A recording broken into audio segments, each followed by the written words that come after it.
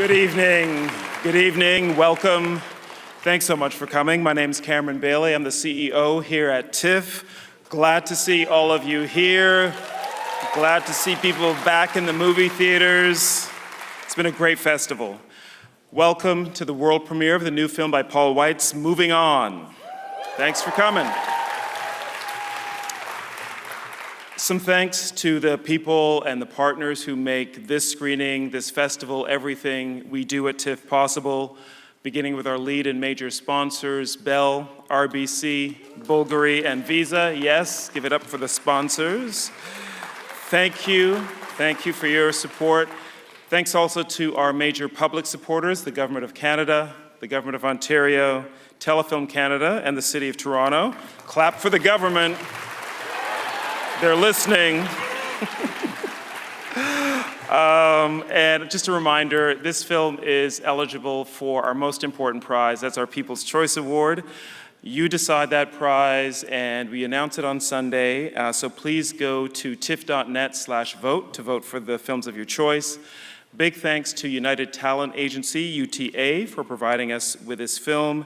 And we're so glad to have Paul Weitz here at the festival. You will know him from films like About a Boy, exactly 20 years ago, actually. That film came out. In Good Company as well. Grandma. You might recognize the cast of Grandma. Also Bel Canto, Fatherhood as well. And as in some of his previous films, he has assembled in Moving On, the film you're about to see, a cast of legends. Jane Fonda, Lily Tomlin, Malcolm McDowell, the original Shaft, Mr. Richard Roundtree, incredible cast, and Paul has come to introduce the film to you tonight. Please join me in welcoming the director of Moving On, Paul Weitz.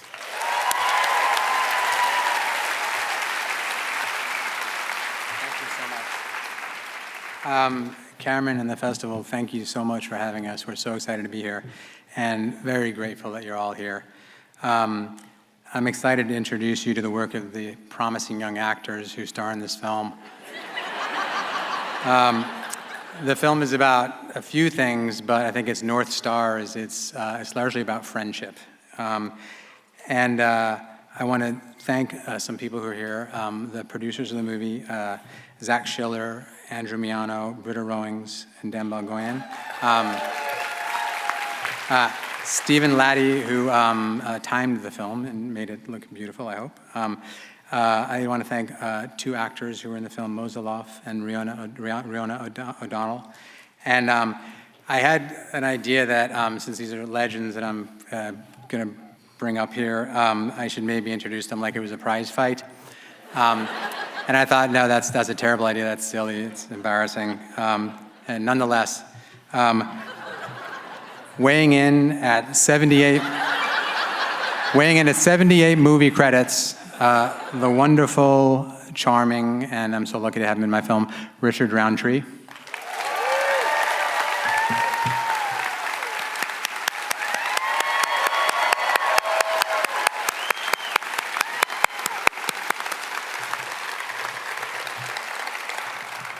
Tipping the scales at 164 movie credits, my friend and a wonderful actor, and I think the role he plays, I don't know who else could have pulled it off in the same way, Malcolm McDowell.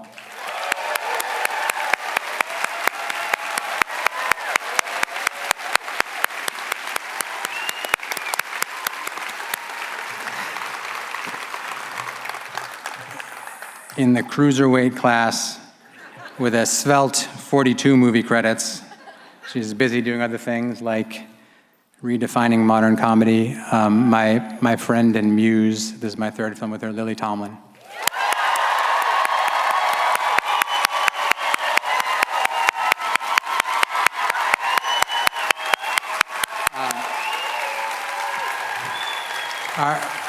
Our fourth Musketeer, and I'm going to video when I announce her. Our fourth Musketeer is not here at the moment because she's at home doing well and taking care of herself, but I'm so lucky to have gotten to work with her, and we all love her so much. Jane Fonda.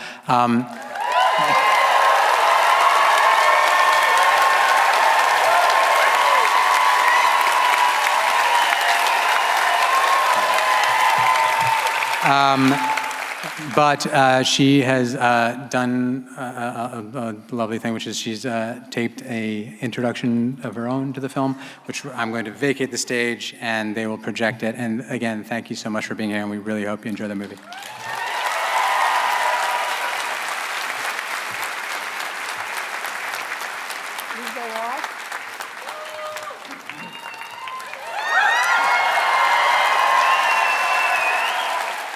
Please join me in welcoming the director of Moving On, Paul Weitz, star Lily Tomlin, Malcolm McDowell, and Richard Roundtree will be joining us soon. Please.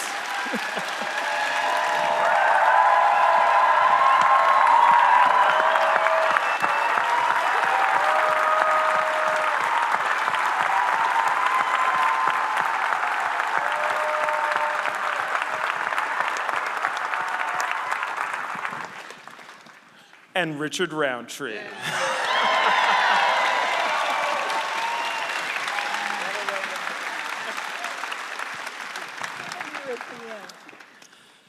Thank you so much for this film, which makes such an enjoyable ride out of really painful material. Somehow you've managed to walk that line and to make it very funny at the same time as there's something very serious at the core. Paul, I want to ask you to begin with, what drew you to telling this story, and how did you find that balance between the pain in the story and just the laughs that we were all sharing? Well, first off, thank you so much, and thank you for the lovely reception. You know, Lily has a line in the movie where she says, people think I'm trying to be funny, but I'm just talking. And to me, there's something of the essence of comedy in that. The moment you're trying to be funny, you're sweaty. And with actors like this, you can really get away with something like that. It is, I think, a tightrope, and I know because I've fallen off it various times before. But in this case, there's guardrails, which is these actors. And the genesis of it was really after working with Lily on Grandma.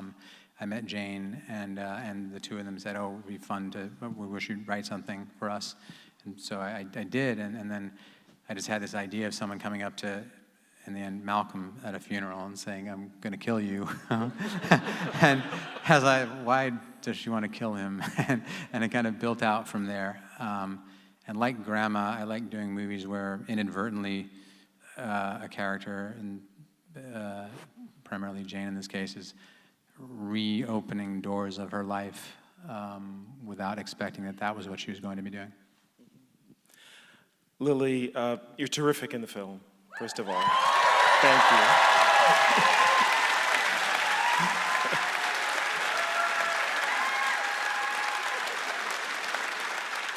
And, you know, we know from your TV series, from Grandma, that you and Jane Fonda have a particular chemistry on screen, which we love to watch. How would you describe what it is, the magic that the two of you have together? I have no idea. We met we literally met formally on 9 to 5, although she had come to. And Dolly and Shelley Clarkson just put out a new version of the song. But Jane came to see me at the Amundsen. Can you hear me when it's like that? She came to see me at the Amundsen doing one of my one-woman shows.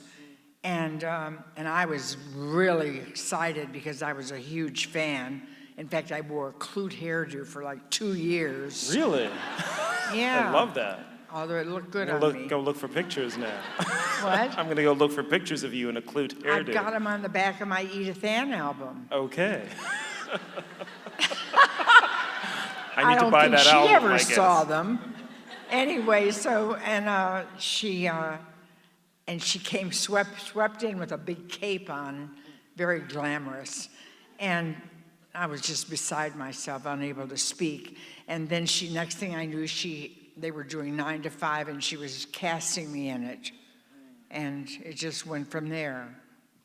And that movie remains a classic. If you haven't watched it recently, I watched it during the pandemic, actually. I watched 9 to 5 about a year and a half ago, and it completely stands up, and it's still a great movie. I know, it's amazing.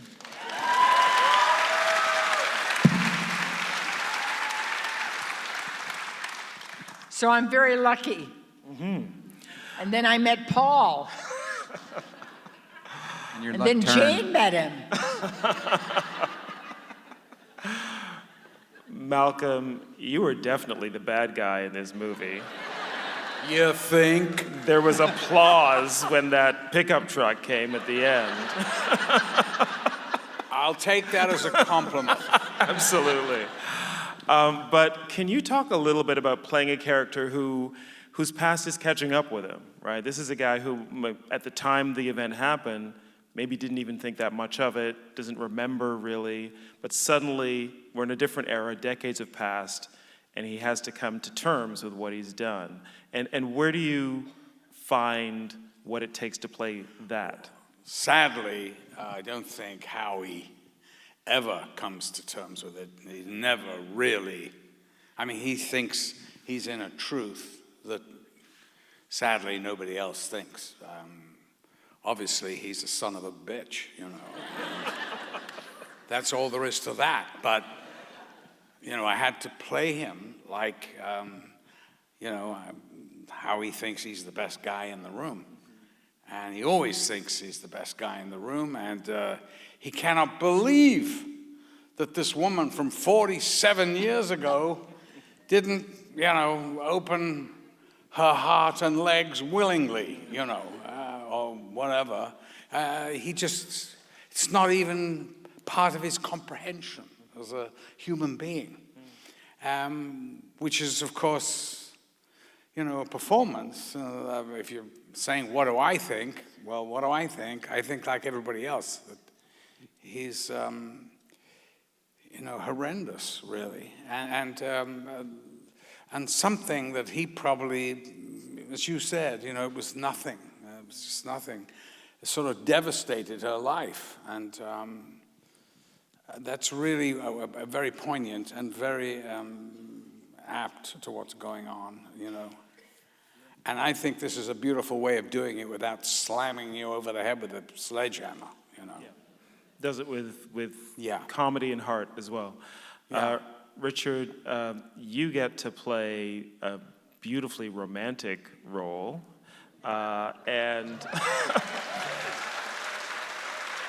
we know you can do that because we've seen you for many, many years playing this kind of role. But the relationship that your character and Jane's character has is really lovely in the film because it does offer her some solace and some hope for the future. And I want to ask you about that kind of relationship. They haven't been together for many, many years, but there's still a spark there.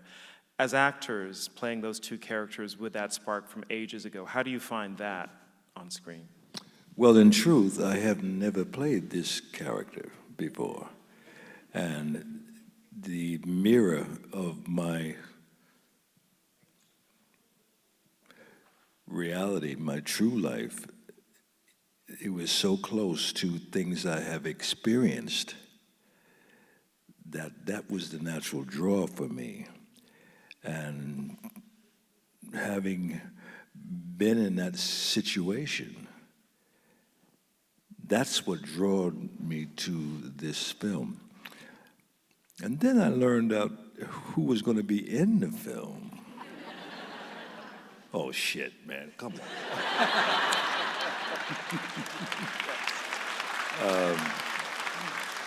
That was a joy. And then Paul had pulled us together, Jane and I, to meet and read through the script, and we got to talk about our lives prior to reading the script. And I learned so much about us as people. And it was so natural when the camera started turning I enjoyed it so much. And thank you, Paul. Thank you. Beautiful. I want to ask all of you how you hope this film will go out into the world. We've seen an audience respond warmly to it tonight. It's about something that I think many people are talking about now, which is that when it comes to something like sexual assault, the past is never really the past. These are incidents that stay with people, for the survivors of them, for sometimes forever, for a long, long time. As this film is seen, and we can enjoy it and laugh and you know, go along for the ride, but there's a deeper message to it. What do you think the film will do or provoke in people who see it?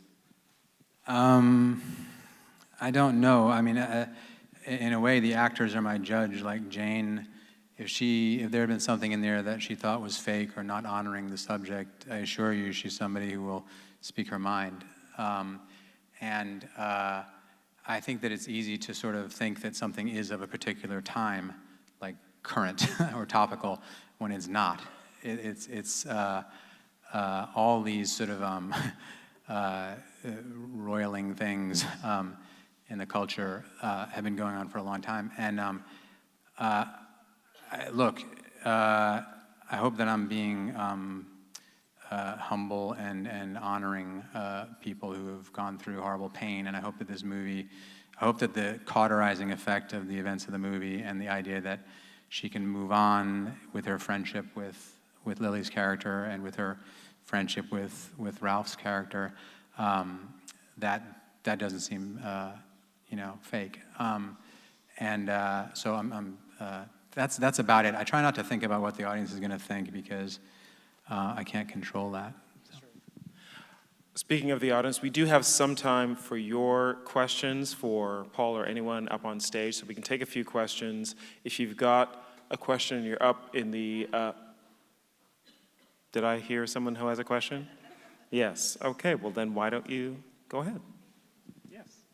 Hi, my question is for Lily. First of all, I absolutely adore you.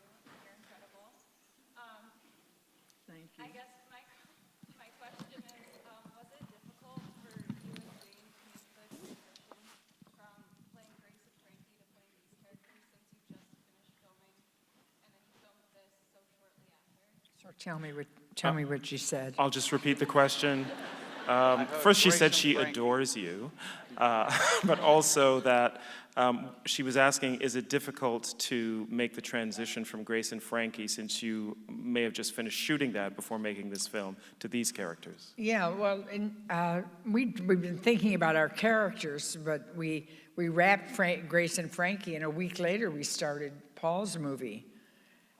So, we'd show each other pictures of our hair on the set. Are we complaining? What did I say? Straight into another job, baby. That's all I'm saying. Got some actors up here right now. We've been playing those characters for 7 years, so no, we wanted to make the characters very different, and Paul gives you a very fertile ground on which to build backstory and everything. So it wasn't, I hope it was different, but that would be the judge of the audience. Definitely. All right, let's take one more quick question. So anybody up mezzanine balcony's got a question for anyone on stage? No? We got to go up here. Let's get someone up here. Anyone with a question? Right up here on the second balcony. Thank you. Go ahead.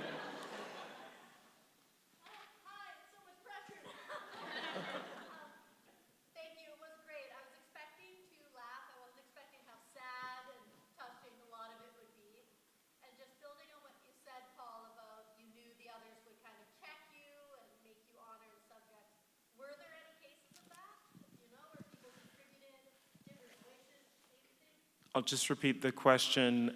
She expected to laugh, but wasn't expecting how touching and sad some of the scenes would be. You mentioned that your cast could check you if they felt that something wasn't quite right. Were there any instances of that? I mean, it's hard to really pinpoint. I tend to send the actors the script and then go over everything with them. One of the reasons I like directing my own writing is that if I want to throw something out, I don't need to feel guilty about it. If it's another writer, I feel kind of bad. So really, it's before one gets to the set, it's hard for me to remember specific instances. I do know that I sent it to, well, not. You had the script before Grace and Frankie. And then, I mean, look, one thing I really remember is Jane and Lily telling me stuff about their characters' lives. For instance, Jane saying, oh, I think I was an army brat. I moved from place to place. My parents were not particularly loving. And when I met Ralph, that was the first sort of beacon of light, except for Malcolm's deceased wife. And that when I went to our friend's house, that they were the ones who were accepting of her and Ralph's relationship, not her parents. And so that gave me a lot of fodder, basically. Yeah. Thank you. Unfortunately, we are out of time, but I'm glad we have had this time to speak with you and also to see your film.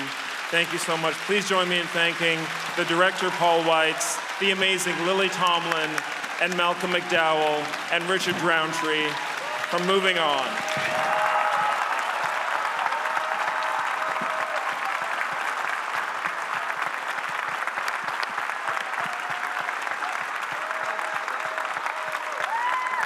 Can I just do one little thing, which is I'm going to video this for Jane. Jane, here we are at the premiere, and we love you. Thank you.